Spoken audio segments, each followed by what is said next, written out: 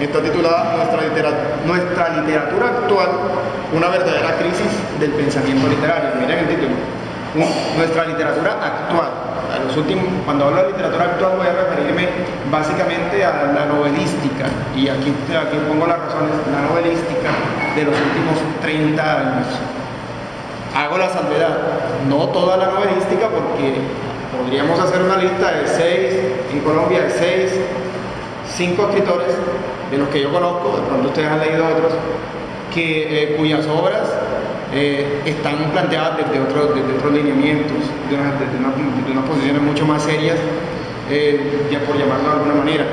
Entonces, leo entonces lo que escribí al respecto. Nuestra literatura actual, una verdadera crisis del pensamiento literario.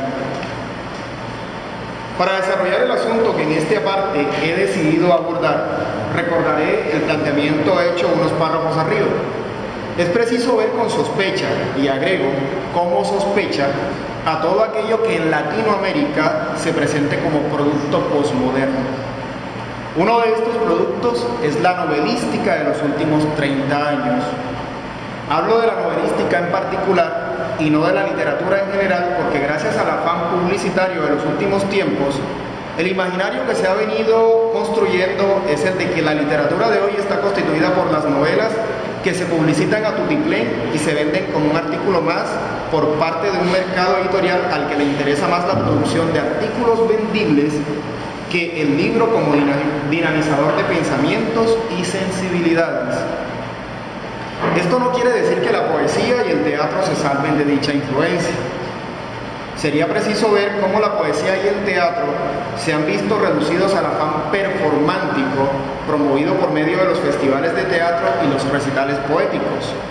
Un factor que les otorga cierta posibilidad de salvación a la poesía, al cuento y al ensayo es que no son productos apetecibles para las grandes editoriales, quedándose en gran parte de su producción actual como el reducto posible para que los escritores que con un poco de sensatez y algo de remordimiento acudan a ellos para descargar las culpas que genera el afán creativo cuando está insatisfecho.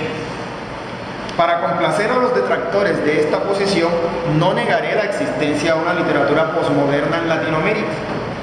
De alguna manera tendremos que llamar y reconocer al río de publicaciones banales, coyunturales y bastante publicitadas por los sellos editoriales, cuyo prestigio está basado en las políticas de venta y no en promover la calidad artística.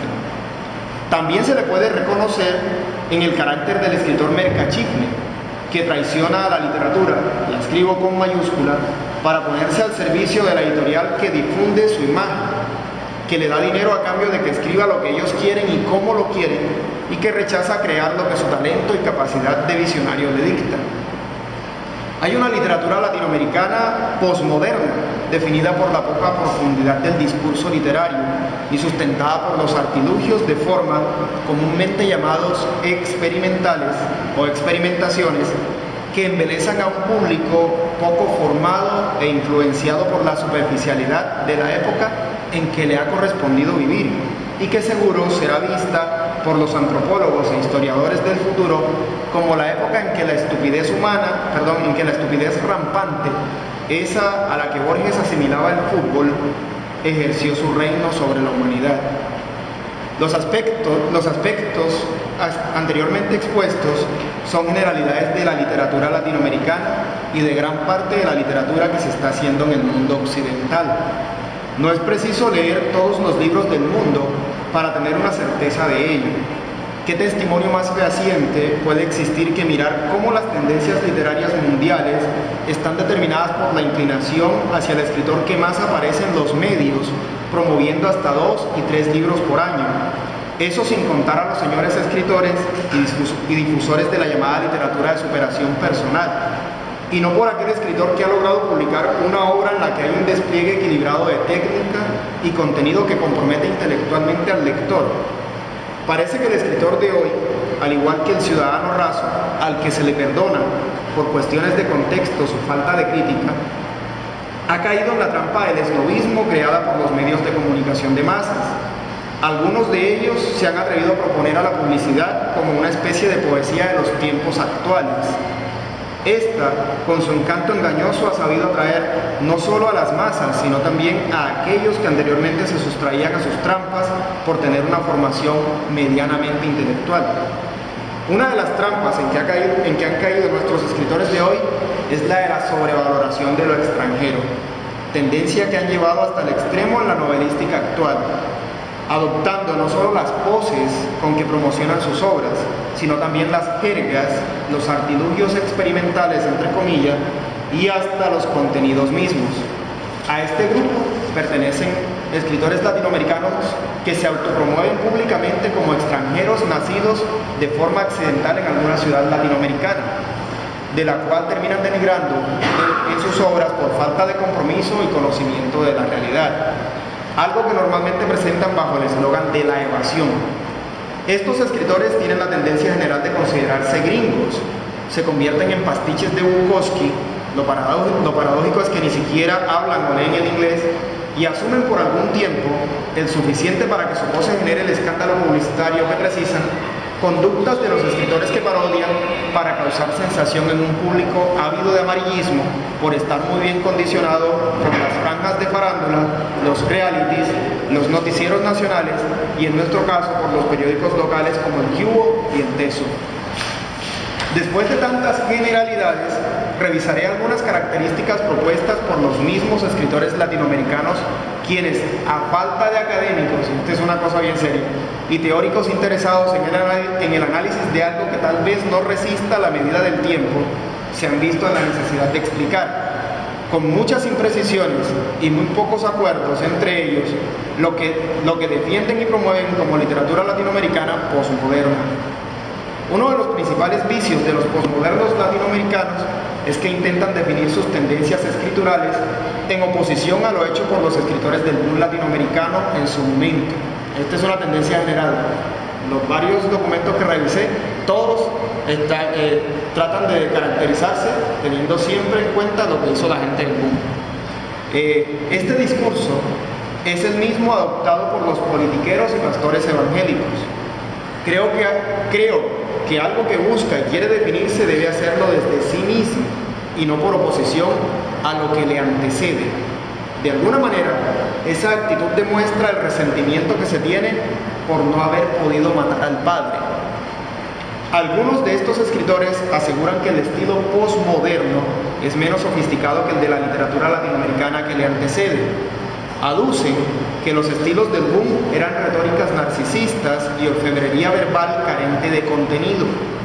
Defienden su posición planteando que su lenguaje recupera las voces de la oralidad. Óigase bien eso. Habría que revisar las obras de Juan Rulfo y de Miguel Ángel Asturias para comprobar si este no era ya un recurso empleado por los escritores del boom y sus predecesores, diciendo que en sus obras se recurre a la sencillez expositiva y a la no exageración forzada de los rasgos de los personajes. Con respecto a estas dos últimas afirmaciones, sería preciso detenernos a analizar lo siguiente. ¿Sencillez expositiva quiere decir acaso alivianar al máximo el lenguaje literario para seguir la tendencia nociva de bajar el arte al nivel del público, falto de formación y exigencia intelectual? Es esta una de las tendencias promovidas tanto por los artistas como por sus promotores durante las últimas décadas. Me resisto a que se le eche agua sucia al esfuerzo y a la creatividad literaria de algunos autores que con su trabajo lograron que en un tiempo en América Latina el dedicarse de manera comprometida a la escritura recibiera el estatus de profesión. Sería preciso analizar con detenimiento qué es lo que diferencia el lenguaje literario de los otros usos del mismo lenguaje en otros contextos. No me voy a poner a hacer eso porque en los manuales de literatura está más bien profundizado todo ese análisis, ¿no? Esto no quiere decir que el lenguaje literario no acuda y se enriquezca de esas otras formas. Ya se había hecho desde la antigüedad homérica, pero los señores posmodernos, en su afán de presentarse, y esta es otra de las marcas de ellos, como innovadores, se postulan como los descubridores absolutos de dichos recursos y lo pregonan de manera irresponsable, sin darse cuenta o haciéndoselos de la vista gorda ante el hecho de que están patentando el descubrimiento de que el agua moja. No exageración forzada de los rasgos de los personajes. Empiezo por decir que cada época tiene su forma de contar y representar la realidad. Los lectores anteriores, me incluyo entre ellos, teníamos la necesidad de la representación y para ello era preciso la descripción como recurso literario. Para nada la calificaría como un recurso forzado, ni como escritor renunciaría a ello.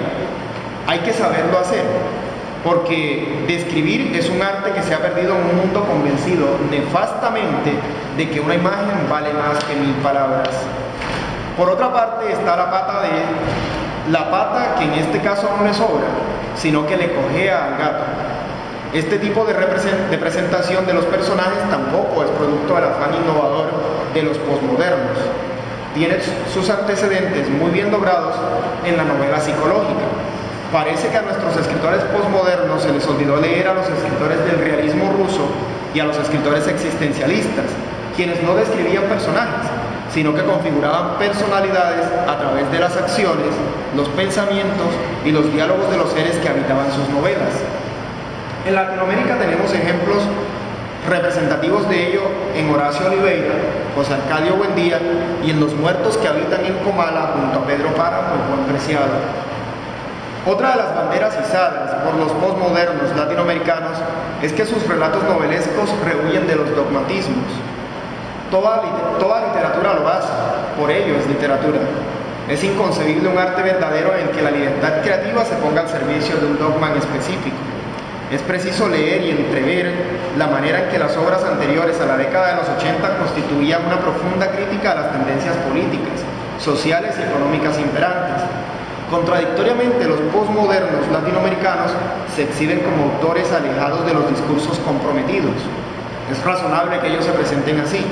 De esa manera salvan su responsabilidad ante el fiasco literario que producen al sentarse a escribir pensando en que sus libros, poco después de ser promocionados por la gran ideología del mercado, serán trasladados al discurso cinematográfico y televisivo, contribuyendo así al empoderamiento de nuevas formas de pensamiento y comportamientos sociales en las que se exaltan las figuras, no solamente en Colombia, son fenómenos latinoamericanos generales, las figuras de las prepagos, los narcos, los paramilitares y los terroristas. De esta manera, los escritores latinoamericanos posmodernos tributan ante su tan reconocida influencia por parte de los medios masivos audiovisuales. La relación cine-literatura no es un cuento de hoy. Muchas de las primeras películas del siglo XX se basaron en los clásicos literarios. Las técnicas cinematográficas ya se habían usado en varias de las novelas y cuentos del boom latinoamericano. La gran diferencia radica en que Homero no compuso la Ilíada para que Brad Pitt desdibujara la heroicidad de Aquiles montado sobre un par de piernas forjadas a punta de Photoshop y trucos de celuloide. Es bueno que no solo el cine, sino que cualquier otra forma del arte o de la ciencia le aporte a la literatura. Vivimos en un mundo de interrelaciones que constituyen la historia y ninguna manifestación humana desde los más remotos tiempos es una isla frente a las demás expresiones del hombre. Lo que sí creo preciso que deben reconocer nuestros escritores posmodernos es que todos, sin excepción, somos deudores de una tradición. Perdónenme la palabra tan premoderna, pero ese es el nombre. Difícil de eliminar sobre el supuesto tan traído de los cabellos de que participamos de una realidad colmada de innovaciones deslumbrantes que nos obligan a olvidarnos de la historia porque vivimos en un mundo que se pretende completamente nuevo. Tal novedad no existe. Lo nuestro es solo una forma más de esa realidad que que no se agota, sino que se va ajustando sin desvirtuar su esencia al paso y a las exigencias de los tiempos. Otro asunto a analizar en el panorama de la narrativa posmoderna latinoamericana tiene que ver con lo concerniente a la desaparición de lo mágico, del machismo y de las figuras dictatoriales del panorama literario latinoamericano. Esto es necesario. Sería aberrante que siguiéramos escribiendo pegados a personajes y motivos que pertenecen a un imaginario colindante con el carácter rural de la América Latina de la primera mitad del siglo XX. Mal que bien, la urbanización acelerada y desorganizada de nuestras ciudades ha generado una manera diferente, pero no mejor ni peor, de concebirnos. Esto necesariamente tiene que reflejarse en la literatura que, por más posmoderna y ficcional que se defina, no deja de ser otra cara de la historia. Lo adecuado debería ser la forma en que se le trata y se le presenta a través del discurso narrativo. Además de aceptar que por más llenas de cemento y luces de neón que estén nuestras ciudades, las formas de pensamiento relacionadas con el mito y la leyenda aún no han desaparecido. Estas sobreviven en esa oralidad que tanto dicen explotar estos escritores. Entre los habitantes que engruesan la franja de pobreza de nuestros pueblos, pobres que debido a una educación de muy bajo nivel o a veces nula, siguen alimentando y sosteniendo su cotidianidad con relatos y explicaciones de orden mítico. De estas formas, a lo sumo, y muy a pesar del convencimiento de avanzada de los escritores posmodernos, solo podría decirse que han mutado para permanecer y presentarse de otra manera. Habría que apuntar que gracias a algunos direccionamientos sociales y políticos, las últimas décadas han estado marcadas por el reconocimiento parcial de los sectores que anteriormente eran anulados y obligados al anonimato. De alguna forma esto tiene que ver con la búsqueda de la igualdad y la justicia social, que fue el punto de partida de la modernidad. La escalada de los movimientos feministas, sexistas y raciales ha sido significativa y determinante para las dinámicas de nuestras sociedades. Personalmente pienso que es una lucha que está a medio camino por falta de definición política e ideológica, pero eso es un asunto de otro momento. Lo que ha traído esto en el campo de lo literario y que sí no se debe dejar de mencionar es la requerida imposición de que el escritor debe cuidar el lenguaje que utiliza. Las imposiciones de norma, por muy éticas que sean, deben ser vistas como una limitante para la creatividad literaria.